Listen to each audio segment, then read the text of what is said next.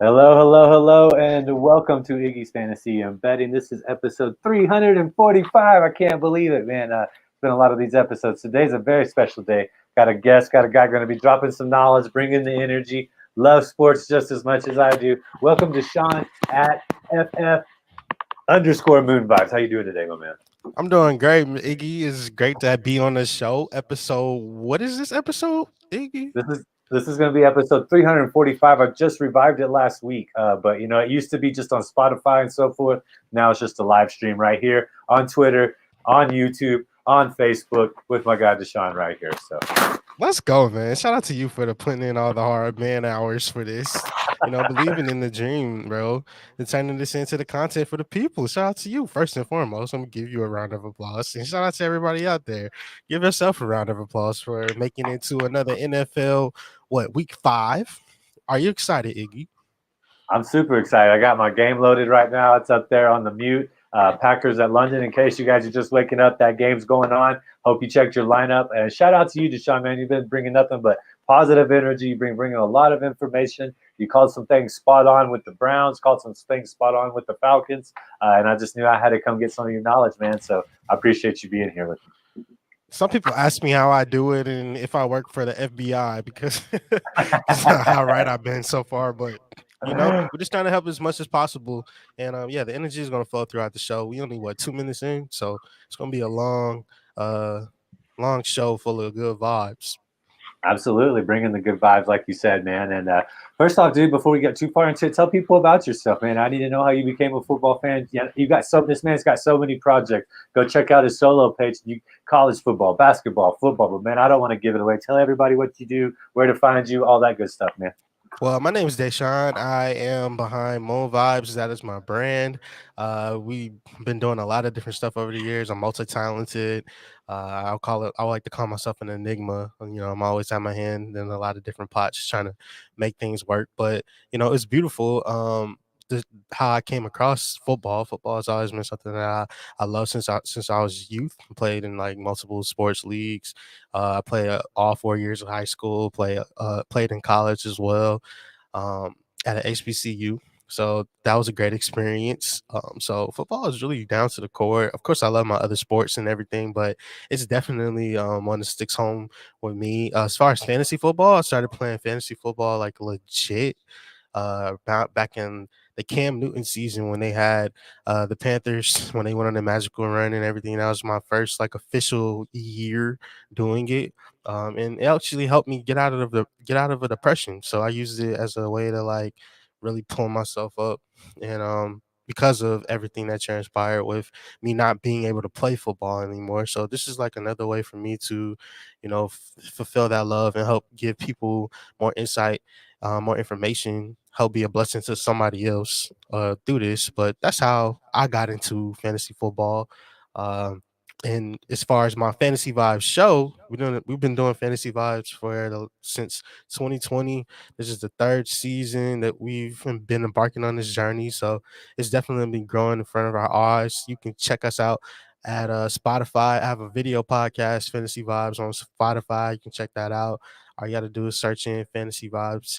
And also, my FF Moon Vibes page on Twitter is growing. We would love to have you a part of the community, checking out the content and that we give you in the fantasy world. Fantasy basketball season is coming up close. So, FE Hoops is there for you. Got a lot of things for you to soak up and explore. Let's just say that. Check it all out on my page. Yeah, man. I would say you're dynamic to say the least, man. And what position did you play, and what age historically black college did you go to, man? I'd like I to know went more. to I went to Concordia College in Selma, Alabama, and it's SWAC, and now, well, they're not a school anymore because of some things that happened with their school. But yeah, I got a scholarship offer straight out of high school to play there and everything. I ended up playing for 2 semesters out there, and I played outside linebacker and defensive end. So I'm on defense. They tried me at tight end, but I didn't really like that. I like being on the other side of the ball.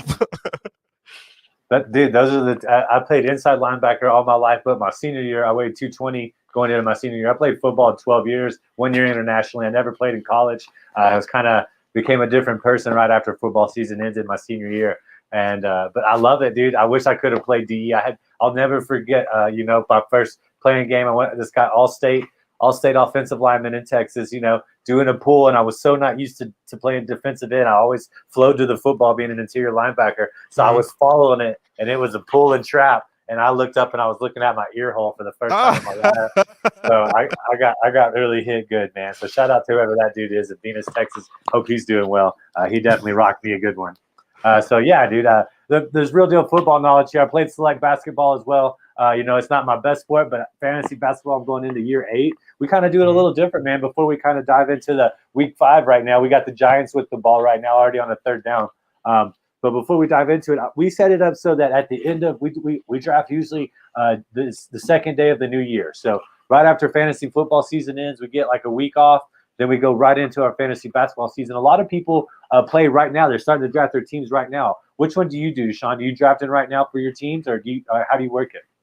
I'm usually drafting really all year long. Once we pick up the draft, once we end the drafts, right around September, early September for fantasy football, I start to prepping and start drafting for fantasy basketball season that's coming right there. But as far as getting into leagues, and I won't probably start that process until maybe about a week or two for that. But either way, whatever floats your boat, because the fantasy basketball season seems it goes on for longer than fantasy football, so it's gonna carry you through the back end of the year.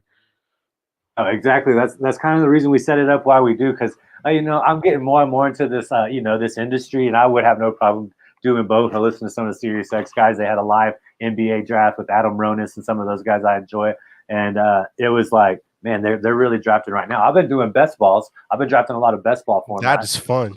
Yeah, yeah. I did a lot in the NFL this year. I think next year my content will be there, but I did over 150 best ball drafts this for the NFL, and I'm at right now. 150? Yeah, I did a lot, man. I maxed out two of my tournaments, so I think I'm going to shift a lot of my focus towards it because I'm in so many leagues, man. After going to the expo, it's like you can't be rude. We're trying to expand ourselves. By the way, go follow FF_Moon Vibes if you're listening right now. Just click the follow. And it's like you get invited to so many. You don't want to be rude. You want to grow in this industry and network. And so I'm in way too many leagues this year. So I'm going to try to convert a lot of those to best ball, make a lot of content. I'm actually doing really well in Mhm. a lot of my best ball formats. So, It just takes a lot of pressure off, bro. Like, and mhm. it's a really popular format now. I think with this one click and go type vibes, one draft and go, it's beautiful, especially for people with busy lives that can't really have all the time in the world to set their lineups, know what's going on. But then also just from people that just love the upside play and all just the schematical things that come on with best ball, starting your no matter every week the best players are going to be balling out in my lineup. Just that philosophy in itself is just beautiful, bro. Dude, I totally love it too. I mean, I love redraft too. I'm just not doing my first year of Dynasty, trying to give it not as many moves as I would like, but it's okay. Let's give a live look. Oh, Daniel Jones actually running 3rd and 4. He ran for it, dude. Oh, he Look at got hit up. Vanilla Michael Vick. Look at Yeah, Danny Pesos, bro, he's bringing it, man. He's the real deal. So, because they call him Danny Dimes, but he's not really a great passer. So we gave him a new name a long time ago. But Pesos. hey, he looked like his ankle looked fine on that one, man. I'll tell you that. You know how football is. I try to explain it to people in the community that haven't played. Like, man, you're going to get hurt. These, like I'd say, already about 80% of these guys have some kind of injury or pain that they're dealing with already, and it's just now week 5. So, I expect people to plus it up. The coach said if you can lace them up, there's no reason, there's no excuses. You should be out there. Right. So, And that's what I was saying in a tweet recently. I was like, that's the thing. Like if you're out there, then we don't want to hear about whatever injury you have because people are here battling and that's what you signed up for. You know yeah, what it was when you signed up. But like absolutely. from a fantasy perspective, and there's people that real deal think about it and think like I don't care if you got a bruised kneecap. Like, I need you to score 15 fantasy points for me today. Like, this is what it is. So, like, an example with Daniel Jones jumping into the injury report this week with the ankle.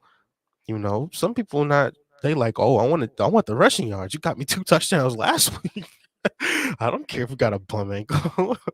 That's how people do it. Right now, they coming out with Wildcat with Saquon and Bill Brian DeBell is getting creative on third down and three. Who do you give it to?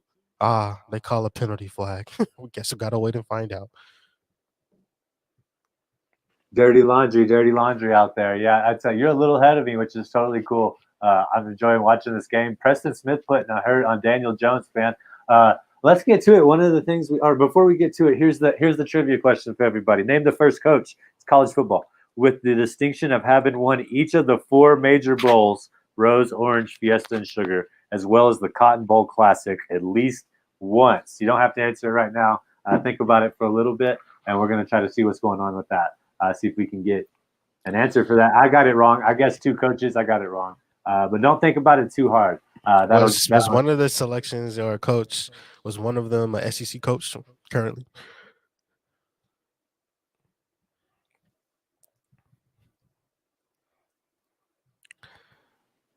old school. Sorry about that. I was talking with the mic. No, I guess Bobby Bowden. I think he was the ACC.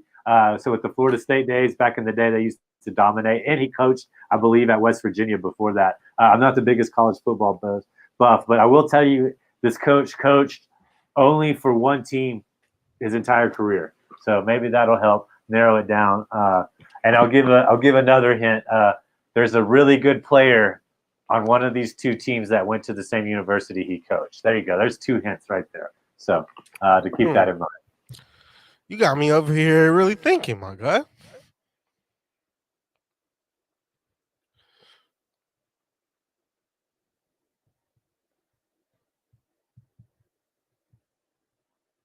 Dang it! I keep muting myself. Sorry. I was gonna say, yeah, we'll marinate on that for a little bit, and we'll go ahead and break into fantasy football, man. You need to be dropping your knowledge on everybody. How you feeling about quarterback, running back, wide receiver, tight end? Let's just break down the four big positions. What do you got for people this week? Who are you feeling? Oh my goodness. It's a lot of things we can get into first. A lot of games on the slate, especially early slate today. I'm looking forward to just the madness and the fantasy fiesta that is some of these matchups. Like we got the Chiefs taking on the Raiders, which I think could be a high fantasy matchup or two. You got Cards taking on Eagles, high scoring fantasy matchup, at least in my eyes. A lot of upside potential. Chargers taking on the Brownies. The Brownies. They're playing right now. Well, they're about to be playing this week. That presents upside from just look at the running backs alone. You know, Nick Chubb, I know on FanDuel, he's the highest priced running back on FanDuel right now. Austin Eckler's right below him. Uh, there is a lot of anticipation just to see if Carson Wentz is still going to be mid or is he going to show up today and have a high upside contrarian stackish type vibes with Terry McLaurin, Carson Wentz, maybe you can look on the other side with the Titans and say like it wouldn't be that bad to possibly stack the Titans defense and Derrick Henry today going against Carson Wentz, just perspective, because perspective matters. What you say determines what you see, and what you see determines your outlook on the entire situation. And speaking of outlook, Cooper Kupp still the league leader in targets right now at 54. Cooper Kupp takes on the Rams today. Well, they are the Rams. They take on the Cowboys. And we have a matchup where I think possibly you could get away with stacking Cooper Kupp and CD Lamb together. Spending some points, spending some rocks on that one. And then I think it's high upside because we both know that they're going to be heavily featured. Just look at Cooper Kupp's stats last week. He had 19 targets in week 4. Week 3 was 6. Week 2 was 14. Week 1 was 15. Allen Robinson, on the other hand, has not been getting involved. And even if the Rams can't run the rock, they seem to only have the love and connection, just like it's Valentine's Day, Iggy, for Cooper Kupp and Matt Stafford. So he's going to be high targeted. And the same thing with CD Lamb. CD Lamb had 11 targets week 1, 11 in week 2, 12 in week 3. And then week 4, he had 8. Right now, I look at it and say, Has 42 targets on the block, 23 receptions. He has left some meat on the bone. It's an interesting stack that we got out there. It's so many different games that have high upside fantasy appeal, especially in DFS this week. That's why building these lineups has been, very Very interesting interesting. to say the least, bro. So, uh, I'll go out on a limb and say this because I know nobody wants to hear this right off the gate.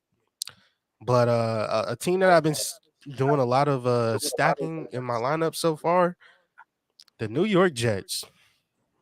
I tweeted Yeah, it. I yeah, man. tweeted it and I said that Brees Hall could get 2 touchdowns today, and I'm definitely hoping for it.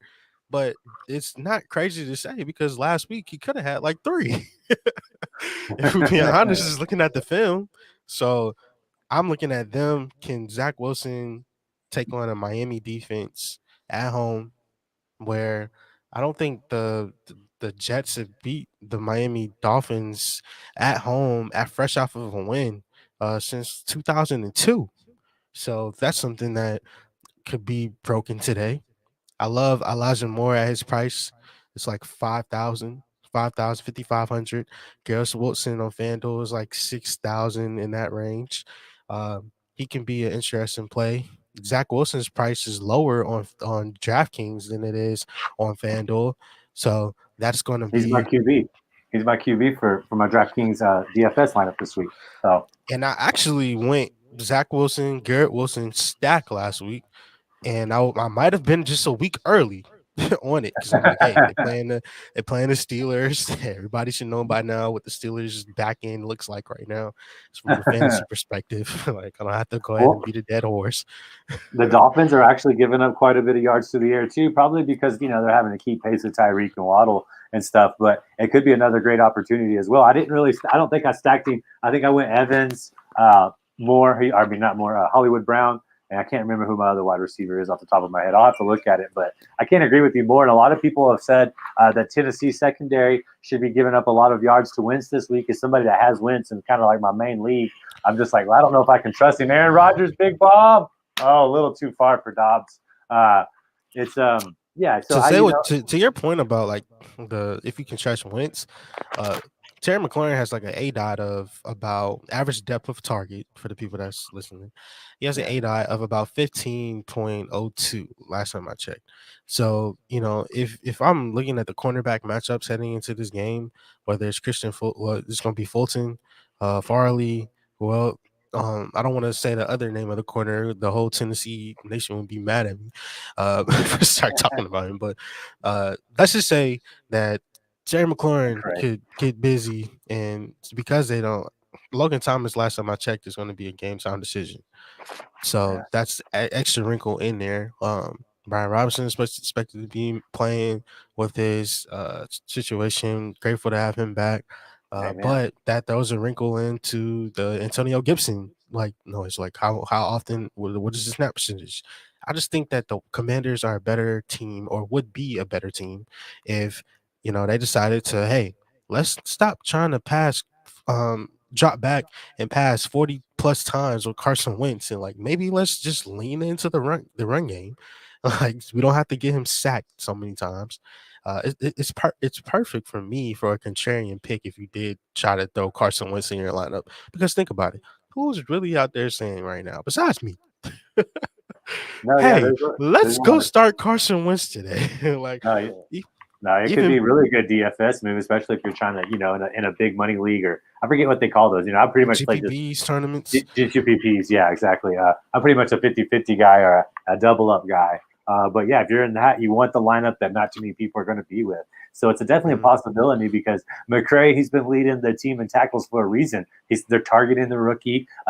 Kevin Beard is a great safety, but he's not really helping out so much in the pass game. And the truth is that team is built for Henry to control the clock. Go ahead, take advantage of you with a good front pressure. I think Simmons could have a good game. He's one of the IDP candidates we'll talk about. Simmons for the Tennessee Titans. I think he gets double team a lot, but I think there's an Yeah. opportunity for him to Carson Wentz looking for the big bomb like always. He's going to have that ball like you said, 4 seconds in his hand, 5 seconds in his hand. So there's going to be an opportunity for a sack as well. But I think it's interesting. He loves to hold on to the ball. Oh yeah, he loves throwing the deep ball, man. That's his jam, so to speak. He carries tight ends and he looks for the big pass. I mean, the game they won, he threw some darts to Dotson. He threw some darts, over there to him in the end zone. And And that's why I wouldn't be mad if somebody said, "Hey, let me do a Carson Wentz, possible Carson Wentz, uh, Derek. I'm not Derek Henry. You can have Derek Henry in the lineup on the flip side too. Like if you wanted to do Carson Wentz, Derek Henry, maybe like Terry McLaurin, like yeah, that's the option.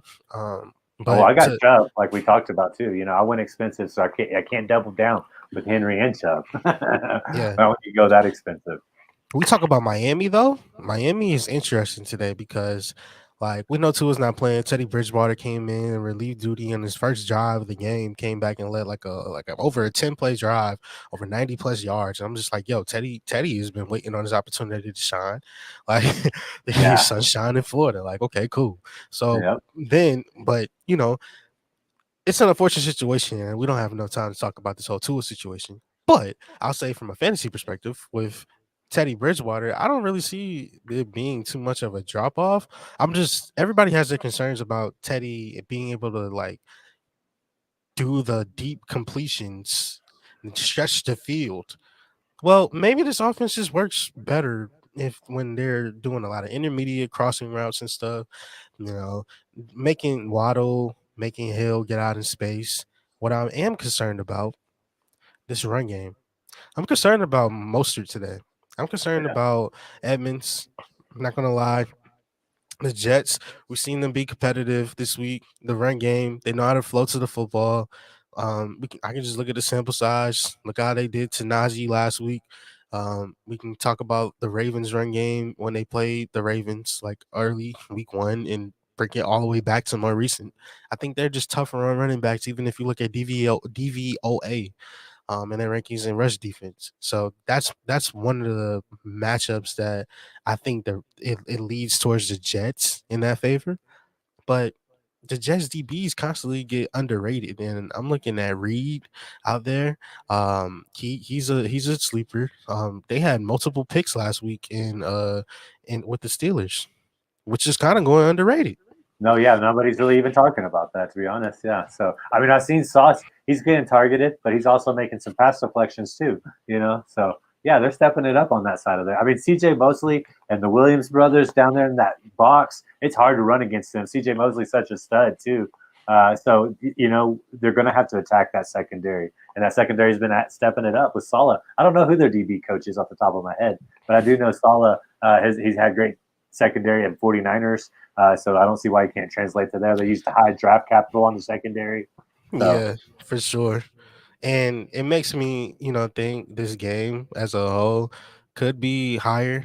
Like we have to go check out the over under again if you know at the top of your head. But I would be tempted to pick the over in this one. And I just think that it'll lean more towards airing it out more than just being a high volume run game, at least from the Miami Dolphins side. But for the Jets, it's like y'all been getting closer and closer to this grand arrival and the unboxing of Brees Hall, where he has this fantasy performance in just breakout game. Well, what better way to make it happen than doing it against Miami? Like, with this situation, we know they give up a lot of yards. We saw what Joe Mixon did on Thursday night when there was some question marks about him. Like, even if we look at Devin Singletary against the Dolphins the week before, a lot of volume. Like Brees Hall is currently tied with Austin Eckler right now for targets for running backs. So they have clearly said, "Hey, Michael Carter, you started off the season as RB1, and that's cool. Like, but now there's a new guy. There's a new guy in town. There's a new sheriff around these parts, and his name is Brees Hall. no, yeah, so we're yeah. so we're gonna be taking your wide receiver work and giving it to him slowly, so you don't notice a really much of a change, but surely enough to make people say to themselves, "You mean to tell me Brees Hall got the same amount of targets as Arthur Eckler?" Yep, my guy, season 1. No, yeah, that's one spot I had to be wrong on. I wasn't expecting Brees Hall to get all this third down work, this 2-minute drill work. I thought that would be Carter's for the season. but Hall he's exceeding all those expectations, high draft capital. So I think they're going to slowly make this offense run through them. They're kind of getting over the loss of Meacham, I believe, the left tackle, stud left tackle, been out the past 2 years. So they're having to They're get going that. through some pains right now. Just through the season, they've been going through some pains for their offensive linemen, and it started early with Beckton. So I'm praying that they can figure out like some type of rotation. I think that they found solution maybe with like Elijah Vera Tucker being able to move him from guard to tackle, like Yeah. helping out just to make it easier on your quarterback. Zach Wilson's price on FanDuel today jumped and skyrocketed. Like I think over about a thousand on FanDuel, but on DraftKings he still seems to be like in that value range. So a lot of people might be tempted to play Tom Brady today, against my Falcons. Yeah, we got But to talk about that. I got Evans in. I'm not going to lie, but yeah, Wilson's only 5,300 as a QB on DraftKings right now. So and Tom Brady is 5,000 last time I checked. So like man, if it was any week where I can understand on DraftKings where people was like, hey, I wanna stack Brady, Godwin, Evans, or Brady, Fournette, Evans type vibes. I can see you doing that.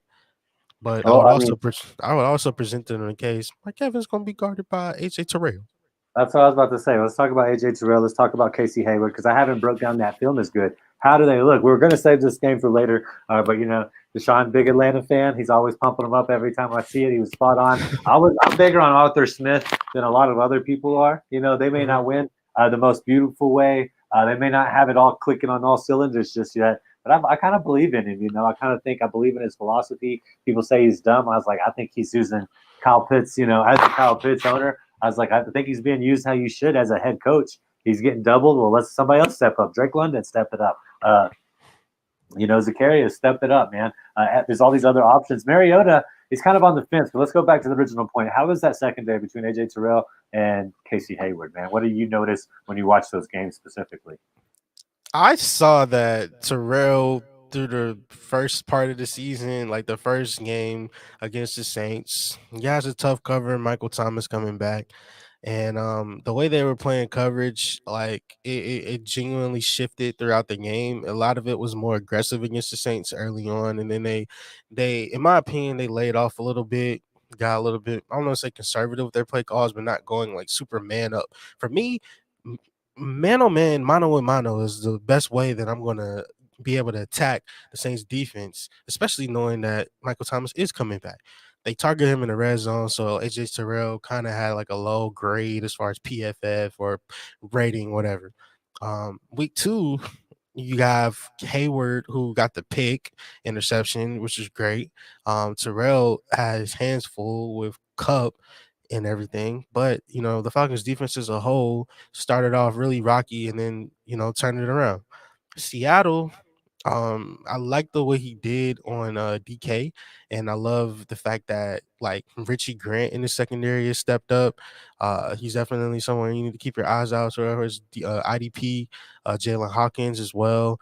Michael Walker has been taking a big jump up as far as like production and everything from this past year to this year. I know Deion Jones is not there, but Right. well, he's supposed to be coming back soon with his Do you think injuries, but that'll affect Michael Walker, or you think they're going to leave Michael Walker out there, man? see, the piece that nobody's talking about is Troy Anderson. Like they've been slowly creeping him in there and like, hey, like I'm gonna give you some more snaps, and his snap percentage has been going up. So I feel like they're gonna be in a tough situation. Like we already have Carter out there on the outside. We also have slipping my mind off the top of my head, middle linebacker for the Falcons. Not Michael Walker. It's just not slipping my mind right now. But with Dion 40. coming back, um, yeah, so like when Dion coming back, I think it only adds more depth to the rotation. But how are y'all going to utilize them? Like to me, I'm not trusting Debo in coverage. However, I would do that for Michael Walker. Like so, it's different limitations. How do they use them? Is the scheme? But so far, so good for at least the Falcons secondary. This is the biggest task that they have on their hands with so many playmakers that the Bucks do have. And I say if you want to play against Gino and get some praise, the national media is not going to give it to you. If you want to play against Jameis and Taysom, get some praise, not going to give it to you. Even if you want to play against Super Bowl champs, the Rams, like, hey, everybody is more awakened to what's going on, but they're still not going to like really give you your flowers because you still lost. You want to play against like the Bucks or even the Browns. Oh, it's the Browns. Like, doesn't matter that they play in the AFC North. Like, doesn't matter that they're very competitive and an extremely physical team, and we outrushed the Browns. All I'm saying is that Vegas must know something that I don't know or that these people out here don't know, because the spread last time we checked was at 10. No, I was about to talk about that. Honestly, the spread is at 10. 46 points on the over under, plus 350 on the Falcons, negative 435 on the Bucks. I think it's so easy to get lost in. People forget the narrative of how bad the offensive line is for the Bucks. I don't know what Grady Jarrett's history is against the Buccaneers, but this is a potential big game for him. If he can, bring, and they've been lining him up across the line, not just a standard defensive tackle. But if he can get to Tom Brady, particular through the middle, I think he has a potential for a big game. That's such a big spread for a team to cover. And you know what? The Falcons are number one in the NFC South. Nobody's talking about that either. Nobody's saying Battle no. for first place. It's a tie, but it's still first. If you're in first and you win, you're in first. There's no two ends or ends or ifs about it. You know what I'm saying? So I think that's pretty interesting. What have you noticed with Grady Jarrett? And what are your just you're already talking about it. You don't see this as well. I think this is a good spread to cover, and we might build like a little 3-game parlay. And I think we're going to take the Falcons on that spread. But just some more general thoughts from you. Being in the NFC South, watching this game. I think the Bucks are still too hyped. I think they're still like the third or fourth favorite to win the Super Bowl for future betting odds. And I'm just like, that's the biggest sucker bet there is. How is anybody still following for that? But there's a lot of Tom Brady fans. There are a lot of fair weather fans that jumped on this bandwagon. So I think that's what's going on. Daniel Jones scrambling again. Looks like we got a penalty though. 2 minutes left in the third quarter in that game too, by the way, my man. But yeah, dude, I just think they're way too hyped. I think the Falcons have potential to go in there and kind of hit them in the mouth because the Falcons have been scoring a lot of points. I think they're the only team that's scored over 23 besides the Lions every week, I think. So, it's just something else to keep in mind. But yeah, some closing thoughts on this game for me, though, man. Oh, well, let me just go down the list. From Grady, it's just like you said, they use him all around the line, D tackle, DN, Y9, even 5. Like they use him all up and down. So that's gonna be good. I personally feel like maybe strike at that center position. We know that they don't have the best center right now. They already had the injuries coming into the season. Keep them there right there and get in Brady's face. Like, so he stationary quarterback that's not about to threaten you like Geno Smith or Jameis, or you don't have to worry about extension of plays like Patty Mahomes. So that's the one thing. Brady's been playing great. Last week, he had a tough game just based on just the offensive line for the Cleveland Browns being massive. Like, they're some big boys. Like, watching the film for that game was like, yo, like he has to fight so hard just to like get any type of pressure, especially. And then when the game shift started to shift more so to like in the Falcons' favor, that last drive where he got the sack right before the interception was so crucial, but also because he had to work all game just to get that moment with the sack. Like, Yeah. that was very important. I talked about Patty Mahomes, but Patty Mahomes just walked into Raymond James Stadium, which the Bucks have not won in this year so far. That's a They crazy haven't, stat. They haven't won at home, huh? And they this haven't won game's at home. it's at Tampa Bay, right? It's in Yeah. Tampa Bay. This is on the road. So I I just look at it like this: you just lost at home in a primetime slot, and now how in to the Chiefs, and you scored like 31 points if I'm not mistaken, and a lot of that was in the negative game script, and so you're going to have to throw just to come back, and it's like, how are y'all 10-point favorites? Like, after we just beat the Browns at home, that doesn't make sense to me. That's one of the things I want to attack. But also another line out there, the Bills and Steelers have a weird point spread at 14 right now, 14. which Yep. which is like it's hard for me to think that the Bills, yeah, yes, the Bills are dealing with some injuries. Yes, the Bills are a juggernaut of an offense, but the Bills also have a lot of guys, specifically in their wide receiver core, that's on the injury report, including the tight end position. Dawson Knox, Isaiah McKenzie. Could this be the Khalil Shakir game? That's what I'm thinking about. But I talked about the Bills mainly because, like, look, we know that their defense is legit. However, like Kenny Pickett, they've been coming out, at least when I've been hearing, they've been coming out and saying, "Hey, we're gonna throw the ball downfield." A guy that might be sneaky this week, George Pickens. Might need to check him out. His price on FanDuel, last I checked, was like 55, around the same price as Elijah Moore, around the same price as like Chris Olave and Garrett Wilson and all these other guys. Like it might be bargain. Like it might be really bargain.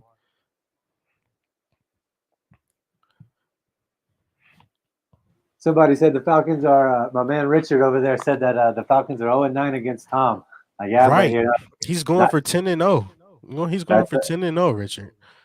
I mean, Going that's for 10-0. that'd be quite a feat, but I don't know. The Bucks just don't look good to me this year. I think what we're seeing is the juice, man. I think we're seeing a lot of juice come in on the Bucks. There's been a lot of hype about, oh, this is going to be the Tom Brady 5 touchdown week, and those things could happen. It But could happen. I just don't think so. I believe in Grady Jarrett. I believe in Arthur Smith. I think he's going to have his team ready to play some really hard football, man. And Arthur I think Smith they're really came out and said this past week, hey, we're going to run the ball. Like, we're going to run the ball like 14 straight times. What was the number? 12 to 14 straight times. yeah, And then, and like, they did it over and over and over again, had multiple running backs involved, Tyler Algier, Caleb Huntley, and everything. I'm just saying, like, if Tom wants to like be effective this game, I think them leaning on Fournette could be something that we have to pay attention to. That's why I like Fournette as a play today. Like getting Chris Godwin the ball in the slot, who had a great week last week. Not really talked about a lot, but you know, he had a great week. Coming back off of the ACL. I'm telling y'all before, like, hey, just give him a couple of weeks to get reacclimated on that knee, and he looked really good. I could see Chris Godwin being a good play. Even Mike Evans, if you want to convince me on him, too. But for me, all of it starts with the guy that's not been talked about not once so far, and it's Dean Pease, defense coordinator for the Atlanta Falcons. What type of pressures do you get on Tom Brady? What type of coverages do you play against Brady? You know, how do you switch them things up, not make it all look the same? You you know, got to really disguise it. attack Yeah, them. Since this is an IDP show, yeah. We're about to get into that. Yeah. It's you got to disguise it. Tom Brady, it's going to be hard. He's going to be able to digest anything sitting there looking at it. He's seen it about 100 times. You know, there's not much that you cannot show him. So you're right. It is going to be up to them to be able to kind of feint blitzes, get in different zone coverages, and see how they're being utilized. Man, I haven't watched as much tape on the Falcons and the Bucks this year, so it's kind of a little bit. It's like, well, where is it? Where are we going right here? How's it happening? What do we expect from that standpoint? I do want to highlight some IDPs real quick, my man. Let's see Mhm. what we got here. But well, before we do that, let's go back to Buffalo and the Steelers because we were talking about them real quick. Let's go ahead and highlight that game as well. 14-point spread's a lot to cover, but Pickens' line is 41.5 receiving yards. I Over, placed, over, yeah, I over, placed a bet on the over for over. sure. And we got a bet on the spread. I mean, they're giving you a 14-point spread. The Steelers are professionals. Mike Tomlin's never had a losing season. Okay, let's put a little respect on the Steelers defense. Okay, I got Fitzpatrick. His line is over 6.5 tackles plus assists. We took it. I do expect the Bills to try to control the pace. I have Singletary in as my running back as well to keep in with this game. I think, like you mentioned it, McKenzie out, Crowder out, Knox out, Gabe Davis iffy. Stephon Diggs kind of playing through some injuries as well. So I think it could be a good game for Singletary to come out. People just kind of constantly dog on him, kind of constantly disrespect him or say he's not good. All he did last year was get 1,000 total yards and 10 touchdowns. I mean, you can't really ask for much more out of that. Speaking of dogs, when are they gonna let James Cook out of the doghouse? I don't know I what want I him to need to be see way those more involved. practices because I wasn't expecting Moss to be as involved as he is. I thought that was the end of him. But I would love to see what's going on in the practicing. Man, Daniel Jones' skin is ripped up. He's bleeding all over the place. It's gross.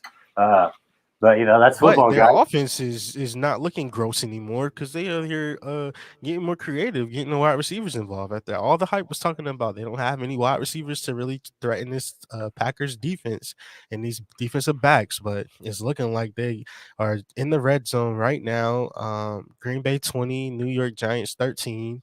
12 Yeah. minutes left in the fourth quarter. And who's that getting carries? That's not Saquon. Doesn't look like Saquon. Who is that? Uh, I don't know. Like I said, you're a little ahead of me. I'm just now getting the replay from Daniel Jones' pass to there. So I don't know. While you had the chance to do so, shout out to Richard Carrion to with the Brady stat. with Yeah, the trying to go over none today. at least I hope so. It would be nice to see them beat him. So he's a 49ers fan, my friend Richard. So he's probably not too happy Oh, with the 49ers either. But I we agree, didn't man. even talk about that game yet. Well, we'll get to that one too. Like I said, we're watching this one. Let me run through some IDPs real quick just to get through the lineup. I got Rashawn Gary. He's going to have a good one. A name you really shouldn't have to say but needs to be said is Myles Garrett. He's only had 3 tackles and 1 sack in his last 3 weeks, coming off a major car injury. I'm glad he's okay. I'm glad he's able to get up and suit up. But I think he's going to take out some frustration against that. They're praising the replacement for Slater, I believe, was the left tackle that's gone for the Chargers. They praised his backup. I was like, well, let's see how that praise holds up against Myles Garrett.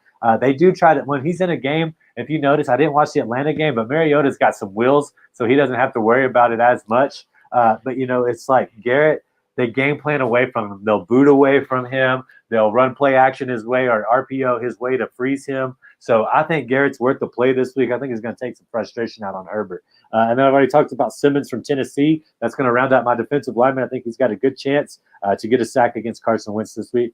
From the linebacker perspective, I got Miles Jack at Pittsburgh. I think he's just gonna he's been there. He's being used how he's supposed to be utilized, and it's allowed him to get at least like 7-8 tackles a game. I think he's going to be good for it there. I don't know if he's going to get a sack, but he could get a forced fumble. Maybe we get Cook in there like we're talking about.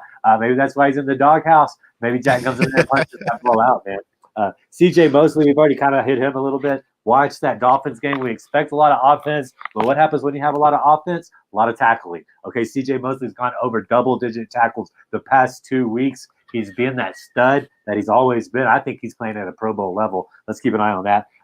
That's interesting. Blake Martinez came back, and the IDP community loves Blake Martinez. I'm a proud Latino. I'm a proud Packer fan. I've watched so much tape on Blake Martinez. It's like he makes tackles for sure, but they're always 6 yards downfield, 7 yards downfield. Yes. That's not going to cut it.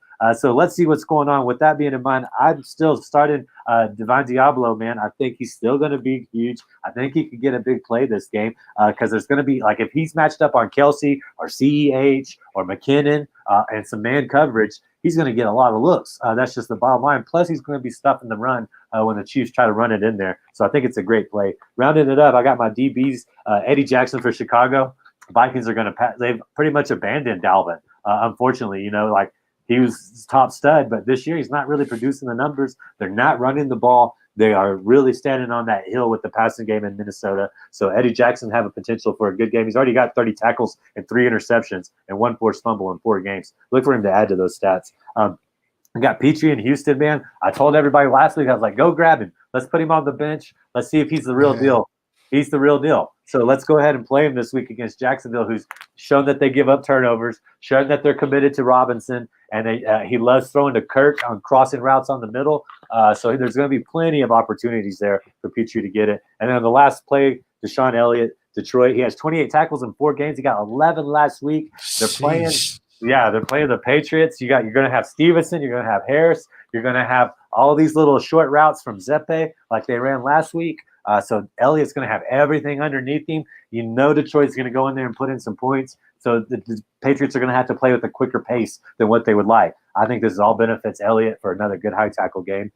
For the Pine, real quick, I got Brandon Graham, Melvin Ingram, Frankie Louvu. Let's keep an eye on it. I think he's going to play. Shoulder injuries they're rough, man. For a linebacker, it just takes one good tackle and your shoulders are back out of whack. He could get a stinger or anything.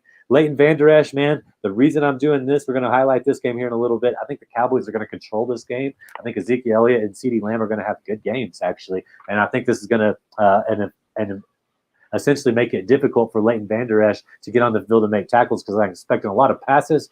He's only in on about 70% of the snaps. He's usually gone on the passing, obvious passing downs. So I think this is going to take away from him. I think he's a great linebacker. Put him on the pine. He's having a good year, 27 tackles, 1 sack. All right. And then Woolen from Seattle, he's been having a really good one. Let's temper the expectations this week. Let's see what Andy Dalton's going to do. They may try to give it to Kamara if he's going to run the ball, like if he's healthy. And then we got Poyer. He's out. Don't cut him if you're in a deep league. Put him on the pine. He's a top 10 DB. You don't want to get rid of him. That's all my playing pines real quick. Do you have anything to add to the IDP world? Hey man, that was great.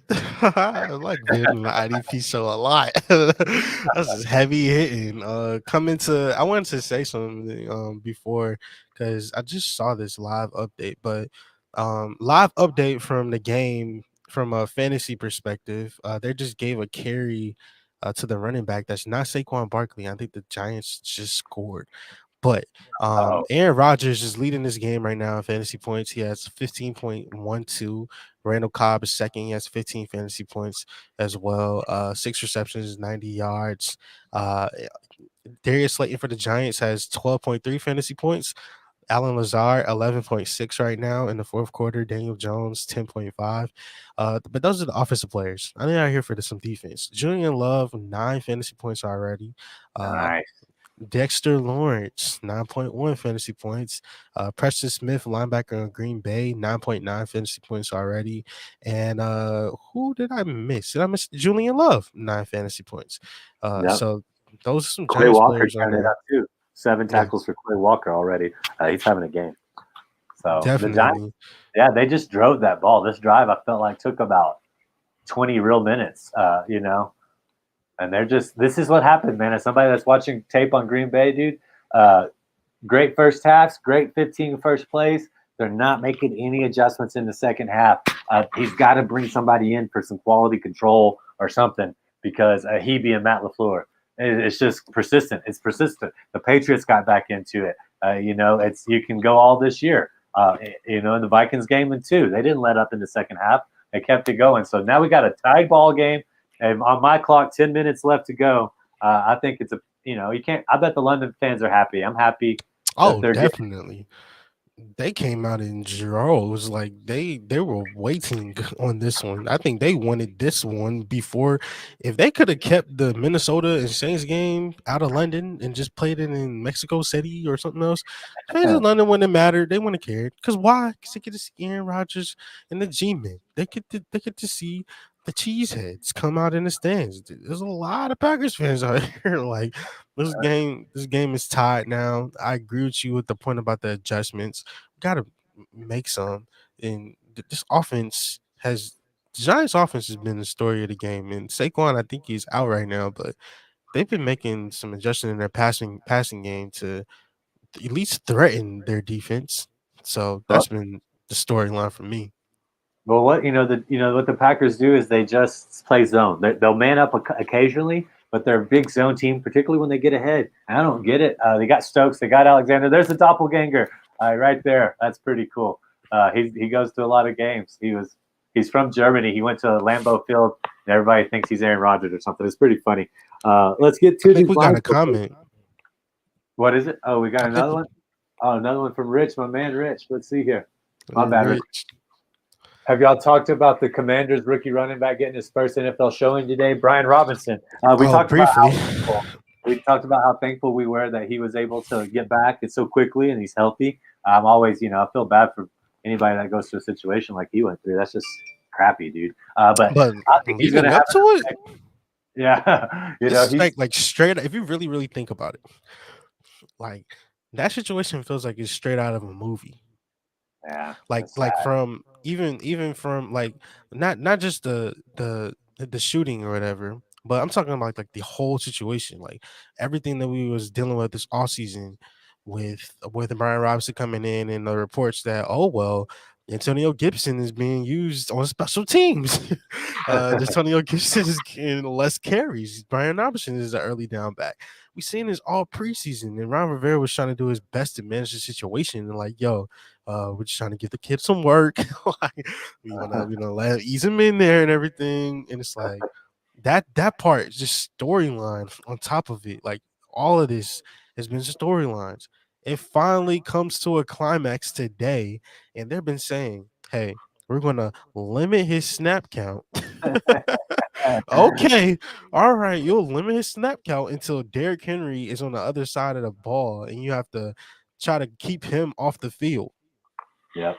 Yep. So I'm excited. I'm trying to see if this just brings some type of stability to them. But they've been playing what I've been hearing from Ron Rivera, and I know he's been talking a lot, but I'm just in one ear and out the other ear, just processing it. I really feel like they are attacking this like a Brian Robinson Jr. is going to save our franchise because they're 1-3. Yeah. That's unacceptable. The DMV has been gloomy, even the sun is shining.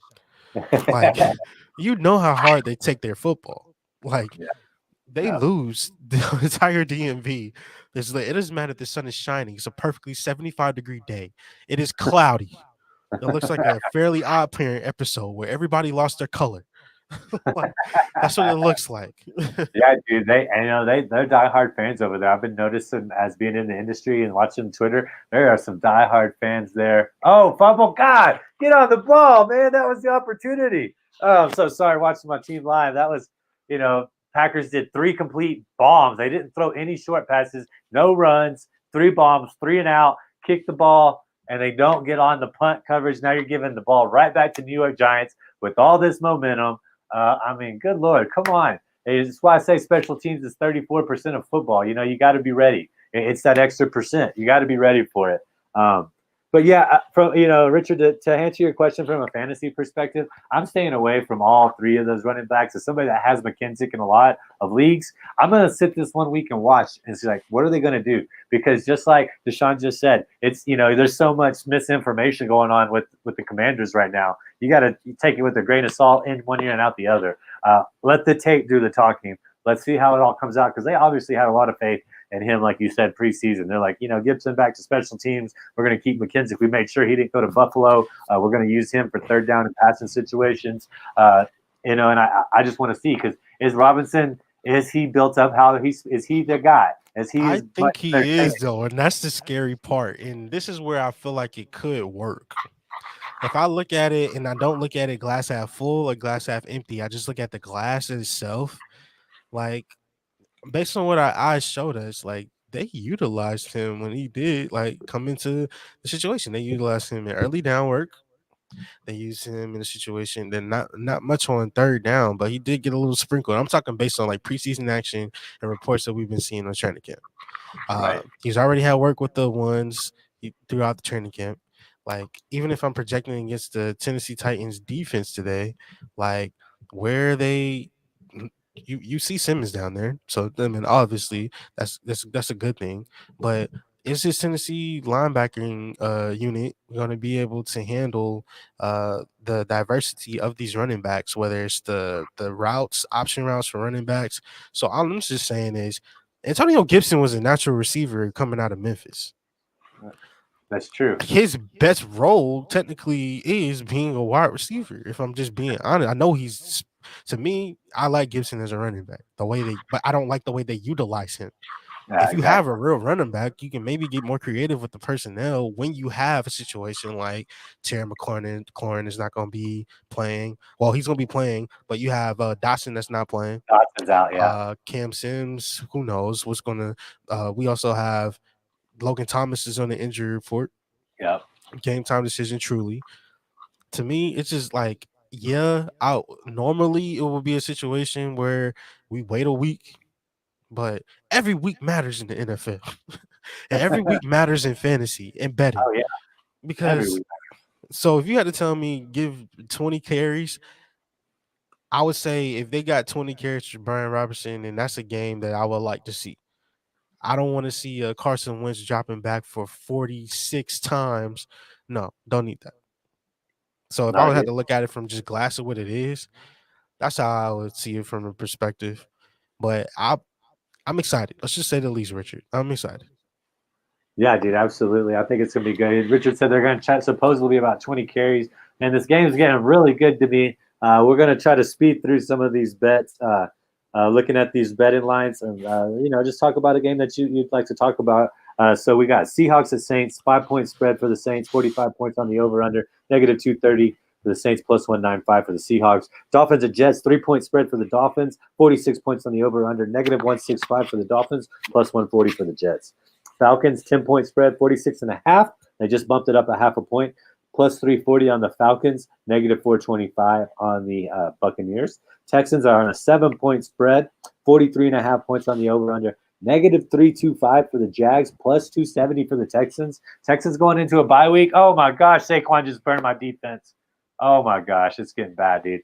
I'm going to have to tune in. Lions and Patriots. Patriots got a 3 point on the spread for the Patriots. 47 and a half points on the over under. Negative 155 on the Patriots line. Plus 135 on the Lions. Titans and Commanders. 1 point on the spread for the Titans. Over under of 43.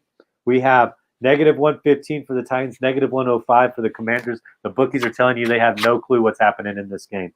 That's what that means essentially. Bears at Vikings. We got 8.5 points on the Vikings, 43 and a half on the over under, negative 365 on the Vikings, plus 300 on the Bears. Oh my God, the Giants are in the red zone. Saquon up the middle. Nope, that's somebody else. Is that Brea? I don't know It who might be that reading. is. Breida, yeah. Steelers at Buffalo. Oh, they moved it down half a point, 13.5, 44 and a half points on the over. Negative 740 on this Buffalo. Negative 740. You think the Steelers got a chance at all? It's at plus 540. Great money. Yeah. Chargers have moved up to negative 2 on the spread on the Browns. It wasn't 1. 47 and a half on the over under. Plus 105 on the Browns. Negative 125 on the Chargers. Not a very confident money line on them. 49ers at Carolina. Negative 6.5 for the. Oh man, Daniel Jones running. Fumble it, please. Oh, he just got popped by Amos. Smash Amos just popped Jones. 49ers at Panthers. Like I said, 6.5 on the spread for the 49ers, 40 on the over under, negative 255 on the 49ers, traveling all the way from San Francisco to Carolina, plus 215 on Carolina. Eagles at the Cardinals, 5 points on the Eagles, 48 and a half on the over under, a pretty high one. It should be. That should be a high scoring game. Negative 230 on the Eagles, plus 195 on the Cardinals. Cowboys at Rams, plus 5 or 5 for the Rams, 42 points on the over under. Negative 210 on the Rams, plus 180 on the Cowboys. I think the Cowboys got it. That's a big upset pick for me. Bengals at Ravens tonight, 3 points on the Ravens, 47 and a half on the over under, negative 165 for the Ravens, plus 140 for the Bengals. That's going to be a pretty close game. And then Raiders at Chiefs on Monday, closing it up. 7 points on the spread for the Chiefs, 51 and a half points on the over under. Have mercy. Negative 320 for the Chiefs, plus 265. I know that was a lot of games to soak in right there. I went through it kind of fast, my man. But any of those that kind of stick out to you, we're going to build a bet with us right now live. We're going to go ahead and take the Falcons. We're not even teasing it. We're not messing with it. We're taking the 10 points as is. Who do you feel good about on a money line or on an over-under that you feel good about, man? Over under. I look at the over unders that we have this week. Bears and Vikings over under is at 44 and a half, and the spread is at 7.5. To me, I feel like Chicago's defense is better than they get a lot of credit for, and I know they give up a lot of rushing yards. But like, if this was any week for Kirk Cousins to like just fumble the bag, I feel like it would be this week against a situation where Justin Jefferson is going to be going up against Jalen Johnson on cornerback matchup that I'm looking at heavily. But that's like caused people to kind of forget that like Justin Jefferson still is Justin Jefferson. You know, like he can get open on any DB in the league. Like, Yeah. so I would still be very tempted to play, and I think that could lead to a higher scoring output. Now, from the Bears side, like it seemed like the Bears came out of hibernation last week, like at least a little bit. I know Justin Fields has to work on his decision making, and better be better, but like increase their passing attempts is what I need to see. But like when I see the Bears offense finally get some life out of Darnell Mooney, it gives me hope against this secondary that just let Andy Dalton do a little bit of damage against them in London. So I I look at it, maybe I'm taking the over in the 44 and a half, and it might not be pretty, might not be pretty at all, but I think there's a little higher scoring, and a little closer than the Vegas is trying to make it be, especially with this Viking offense not performing at high octane that we thought it was going to be coming into the season. That's one that I'm probably looking at for over under. Would I bet it? I would just say no, because that's no, no. But that's something that sticks out to me when I first looked at it. Jacksonville -7. Iggy, a touchdown favorite at home against the Texans. And the Texans Yeah. usually always get one against Jacksonville every week.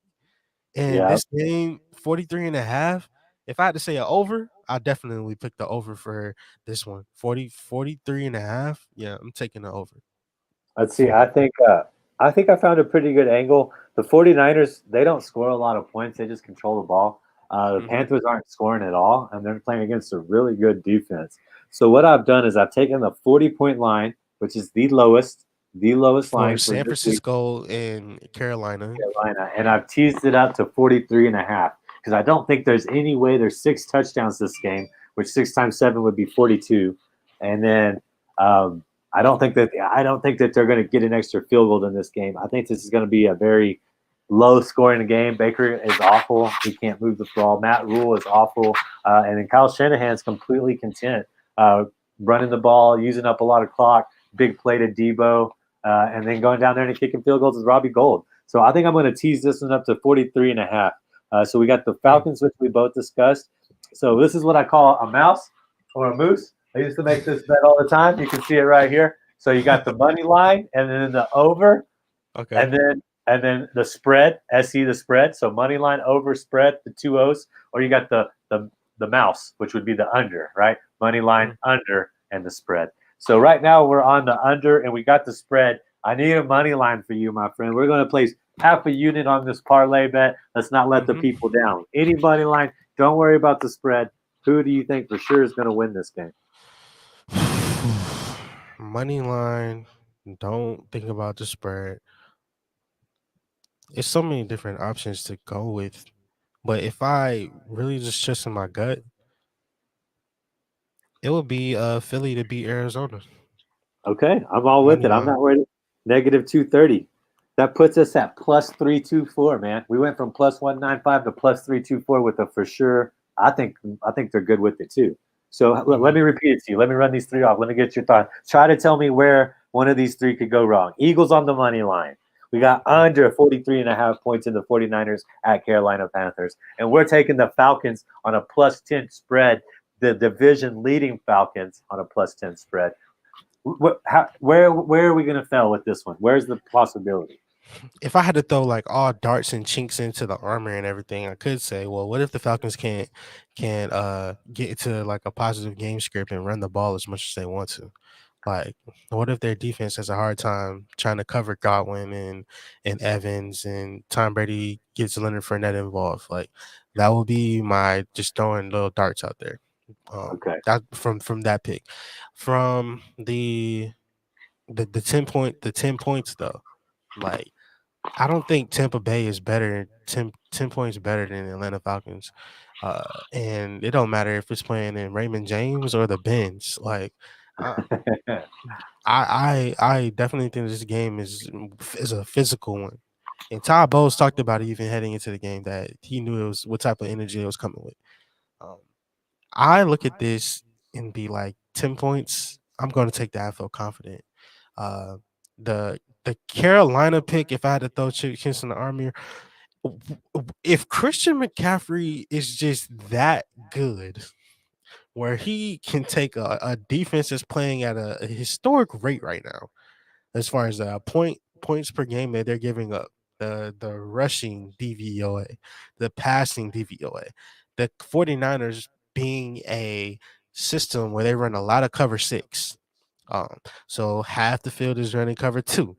and the other path is running like cover. They're just running cover six a lot, and I don't want to take up too much time breaking it all down. But can we see a lot of check downs with the running backs? Could we see Christian McCaffrey getting a lot of catches, PPR? Like that will be one of the things that I'm watching because I don't trust Baker Mayfield against them at all. But they do have some pieces that's not playing, whether it's Armstead that's out, and also Kinlaw in the middle. So that's throwing chinks in the armor as well. And then what was the last one, if I'm not mistaken, my guy? Eagles Uh at the Cardinals. I mean, if Kyler goes Eagles all out, the way. Yeah, yeah. I'm taking the Eagles. There's a little stat that's out there about Kyler Murray about how his stats always go down. His stats always go down before and after. Well, from the Call of Duty release.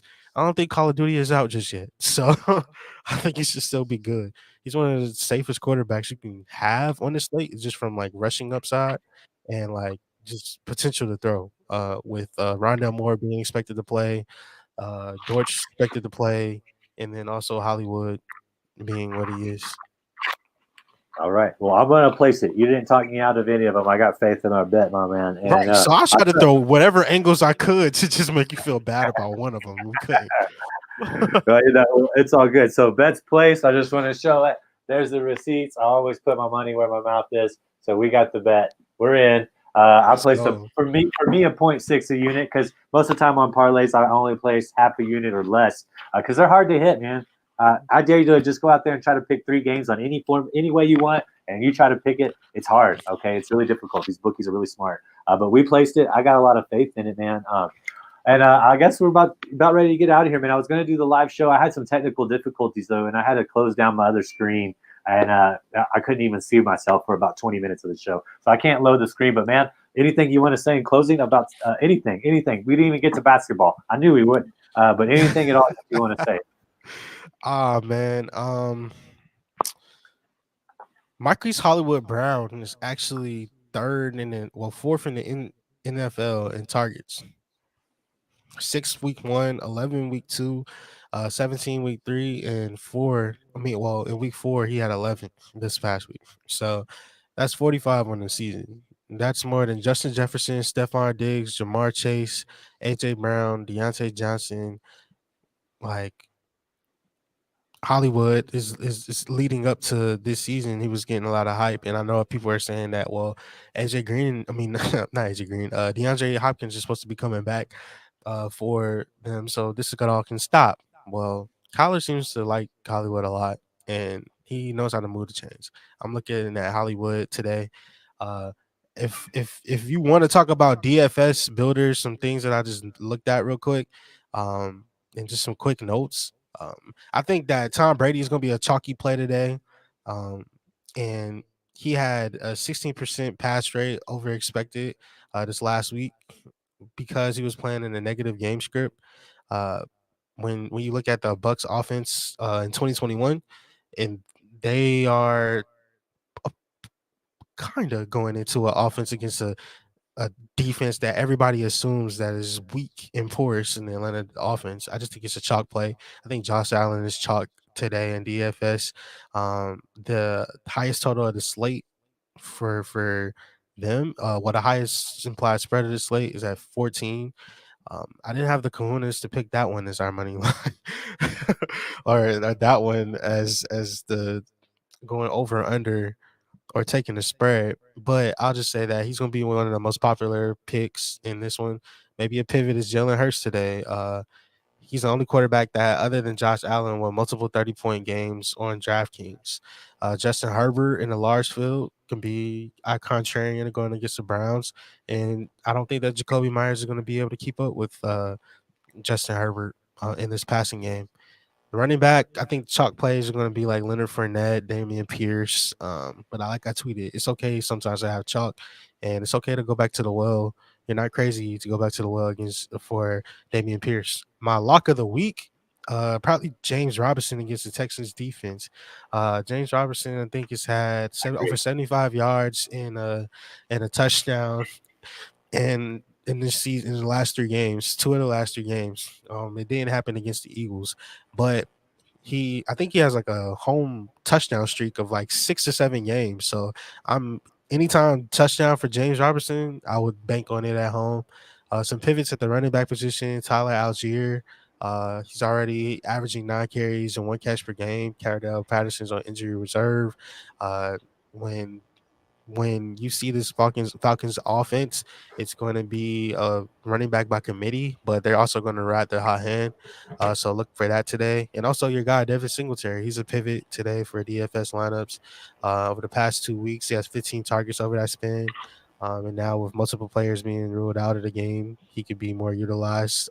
Seeing 71% of the carries out of last 2 weeks for Devin Singletary.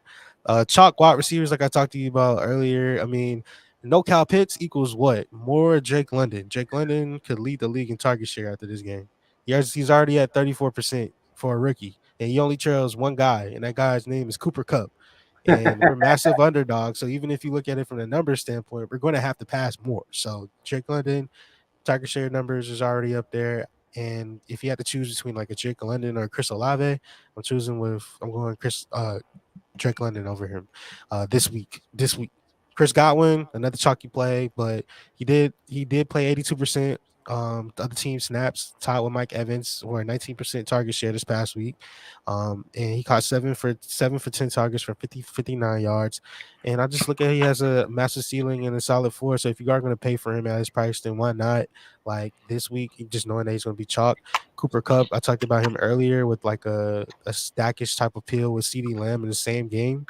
But he has at least 14 targets in all but one game this year. That's a lot. That's a lot of targets. Yes. Who did he not get his 14 targets with? I think it was the Atlanta Falcons. But yeah, like those are some things we're looking at, like from wide receiver pivots. Justin Jefferson, people going to see like the little matchup, little icon going up against the Bears defense. Look, he can cook on anybody. Like I'm taking Justin Jefferson, even if you want to throw Thielen in your lineups, cool. Gabe Davis, like, can he end the suffering and can he get busy with Jamison Crowder out knocked out, Isaiah McKenzie possibly being out, and bounce back as like the number 2 wide receiver? I say that he can. Just temper your expectations because like I'm not all the way sold on this ankle thing. Another pivot is maybe Josh Reynolds. No DJ Shark. Say Brown was sidelined last week. We could see him play today, but Josh Reynolds leads the NFL in points per game, and his injuries have thrust him. Amon-Ra St. Brown leads the NFL in points per game, and from the wide receiver role, one role. But if he can't go, then Josh Reynolds definitely has solid value at his price. The top tight ends is probably going to be like Tyler Higbee, who gets like a massive number of targets, but he doesn't really cash in with touchdowns. He has 38 targets in the passing game.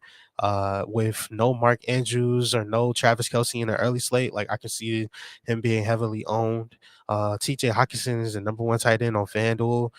He probably had the greatest tight end week in a minute, but eight for 179 too, and he had a 30% target share against Patriots defense this week that just surrendered multiple tight end touchdowns. I think they had 3 against the Patriots. I mean, against the Ravens like 2 weeks ago. Pivots at tight ends. Maybe Gerald Everett needs to be sprinkled into your lineup with Keenan Allen out. He's averaging 6.5 targets per game, and he's 7th at the position right now in total air yards. And he's the top 5 fantasy tight end right now. So if you need a tight end, or the Marquis Waters the tight end this week, look at Gerald Everett. Cade Otton is the name, and I'm gonna always go with my New York Jets guy. Take a guess. Tyler Conklin. Why Conklin, not? baby. Conklin, yeah. Hey, I went on an ultimate deep dive. I got Juwan Johnson in as my tight end this week. Saved money there, went pretty low. So Andy Dalton, backup guys. I tend to throw to backup people. So that's my other take on it, man. But yeah, dude, we got third down. I got 1:11 left in this game. I think I'm gonna hop out. Go follow FF_Mood Vibes, man. Go to his solo page. Just go to it on his link. You go click on his website, and it'll show you all these projects he's working on. Man, we're going to keep collaborating. This isn't the first show this isn't the last show we're going to do together, man. So I hope you're prepared for that. For sure. For sure. Yeah, man, I really appreciate you being on the show. Hey, go set your lineups this week. Look at the entries. Make sure they're in if they're in. Make sure they're out if they're out. Okay, always important. Have fun. Keep in mind, fantasy football betting should be fun. our like I said, we went with our bet. We had money line on the Eagles, 10.5 points, or 10-point spread on the Falcons, and we teased up the game. We teased it up to 43.5. Took the under on San Francisco and Carolina. I like the Cowboys if you want an underdog bet. Straight money line. Always put less than a unit. Oh, picked off. Picked off. Aaron Rodgers threw an interception. No, he dropped it. What? Right, he dropped it. I got to get out of here. I got to watch this last minute, man. I'm going nuts over here. But I really appreciate you being on, Deshaun, bro. We're going to do it again real soon. Say less, man. Here we go. Let me get the outro. We got to keep it professional.